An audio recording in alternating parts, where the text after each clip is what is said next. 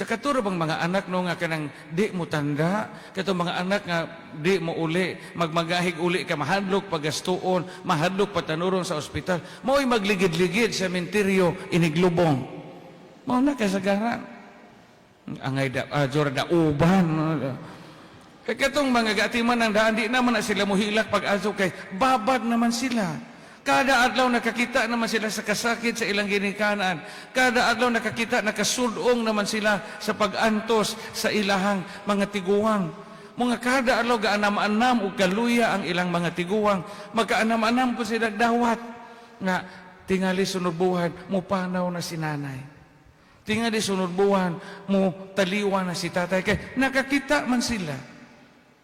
Tanawa tong mga anak o mga apo nga di maghuna-huna sa panahon nga kasakit sila.